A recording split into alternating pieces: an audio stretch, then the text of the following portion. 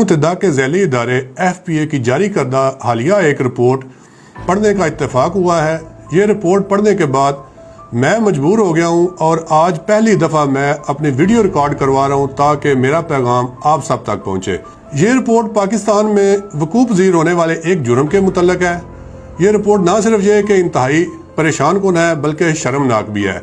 इस रिपोर्ट के बारे में हम बात करेंगे, लेकिन इस वीडियो के आखिर पर मैं आप सब के लिए और बिलखसूस अपने मुल्क के कानूनदान, कानून साजों, स्कॉलर्स और उलमा इकराम के लिए एक पैगाम छोड़ कर जाऊंगा, एक सवाल छोड़ कर जाऊंगा जिस सवाल के जवाब का इंतजार रहेगा। वापस आते हैं रिपोर्ट की तरफ। रिपोर्ट ये बयान करती है कि दुनिया भर में जितने वाक़यात गैरत के नाम पर औरतों को कत्ल करने के रूनमा होते हैं, उनमें से आधे वाक़यात सिर्फ पाकिस्तान और इंडिया में वकूफ़ पज़ीर होते हैं। और अगर पाकिस्तान और इंडिया का मुआवजा किया जाए तो पाकिस्तान में इंडिया से भी ज़्यादा वाक़यात रूनमा हो रहे हैं। इसी तरह से भारत की कुछ रियासतें हैं जिनमें शामिल हैं उत्तर प्रदेश, बिहार, हरियाणा, झारखंड, कर्नाटक। ये इस मामले में इंतहाई बदनाम और पसमानदा रियासतें थीं, लेकिन बदकिस्मती का पहलू ये है कि हम अब इनसे भी आगे जा रहे हैं। आइए हम जानने की कोशिश करते हैं कि इसकी असल वजह क्या है। मैं आपको यहाँ पे बताना चाहूँगा कि मैं 15 से ज़्यादा ऐसे मुकदमात का मुद्दई या तफ्तीशी हूँ जिनमें गैरत के नाम पर औरतों को कत्ल किया गया है। लेकिन आप गौर कीजिएगा कि मुझे आज तक किसी कोर्ट ने भी एविडेंस के लिए कॉल नहीं की। कहीं से मुझे आज तक एक सम्मन नहीं मिला कि इस मुकदमा में मुल्ज़मान का ट्रायल करना है, आप बराए शहादत या गवाही कोर्ट में पेश हूँ। होता क्या है कि 15 या 20 दिन के अंदर मुल्ज़मान को पहले ज़मानतें दी जाती हैं और अगले 1.5 से 2 महीने के अंदर अंदर मुकदमा में से मुल्ज़मान को बरी कर दिया जाता है और उनकी फाइलें तहखानों की नज़र हो जाती हैं। यानी कि इन मुकदमात में किसी किस्म की कोई अकाउंटेबिलिटी नहीं होती। हालांकि इन मुकदमात में हमने दफ़ा 311 भी लगाई होती है। पुलिस गैरत के नाम पर कत्ल किए जाने वाले तमाम मुकदमात में 311 अप्लाई करती है। 311 ताजरात पाकिस्तान क्या है? 311 बयान करती है फसाद फिल अर्ज, ब्रूटैलिटी।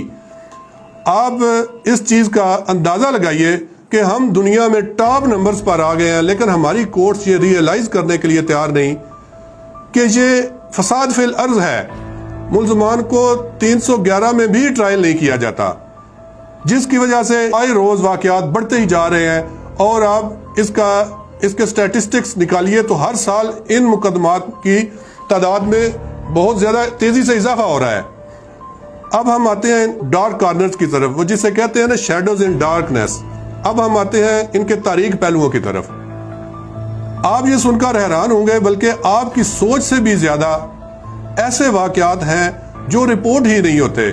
घर के अंदर ही लड़की को या औरतों को कत्ल किया जाता है और फिर उसके बाद उनको तभी मौत शो करके उनको कफन और दफन कर दिया जाता है और ऐसे वाक़यात का पता भी नहीं चलता और इनकी तादाद आपकी सोच से भी ज़्यादा है।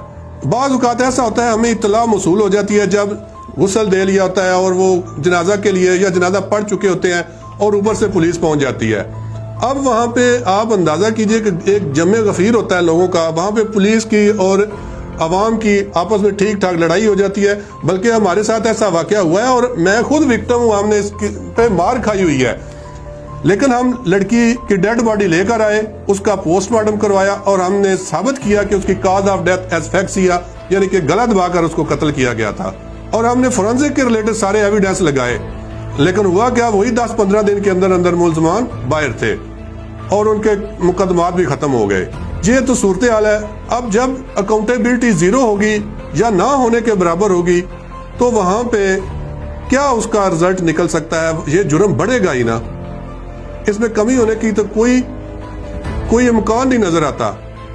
अच्छा, इसमें बड़े ज़्यादा ब्रूटैलिटी भी होती है, बड़े बड़े दरिंदगी भी लोग करते हैं। ऐसे वाक़यात भी हैं जिनमें एक ही वक़ुआ में 2 सगी बहनों और 3 सगी बहनों तक को कत्ल किया जाता है।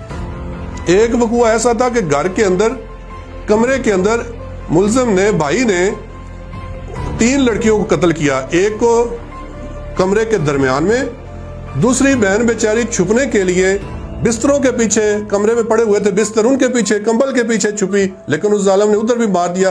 تیسری بہن کمرے میں پڑے ہوئے پیٹیاں، صندوق جو تھے ان کے پیچھے جانے کی کوشش، وہاں پہ جا کے اس نے مارا، تینوں کو قتل کر دیا، لیکن ملزم تو 15-20 دن کے بعد باہر تھا، اس کی تو کوئی اکاؤنٹیبلٹی نہیں ہوئی۔ یہ صورتحال ہے جس کی وجہ سے یہ واقعات بڑھ رہے ہیں۔ اب میں آتا ہوں اپنے سوال کی طرف۔ اسلام میں قتل کی سزا قصاص یا دیت کی صورت میں ہے۔ قصاص کیا ہے؟ جان کے بدلے جان، کان کے بدلے کان، ناک کے بدلے ناک، اور دیت خون بہا ہوتی ہے جب لواحقین معاف کر دیں۔ میرا سوال تمام سکالرز، قانون سے وابستہ افراد اور بالخصوص علماء کرام سے ہے کہ اگر شرعی وارث قاتل ہوں اور قاتل ہی قاتلوں کو معاف کر رہے ہوں تو پھر قصاص کا معاملہ کہاں پہ کھڑا ہوگا؟ جو معاف کر دینے والے ہیں، جو ورثاء ہیں، وہ مقتول سے زیادہ قاتل سے دلچسپی رکھتے ہیں، ان کو ہمدردی مقتول سے زیادہ قاتل کے ساتھ ہے، تو ایسے میں قصاص کا معاملہ کہاں کھڑا ہوگا؟ اور جو اتنی زیادہ لڑکیاں، اتنی زیادہ عورتیں جو قتل کر دی گئی ہیں، اگر ان کا خون اسی طرح ضائع ہو گیا تو پھر سٹیٹ کہاں پہ کھڑی ہوگی؟ میرے ان سوالوں کا جواب ضرور دیجیے گا۔ شکریہ۔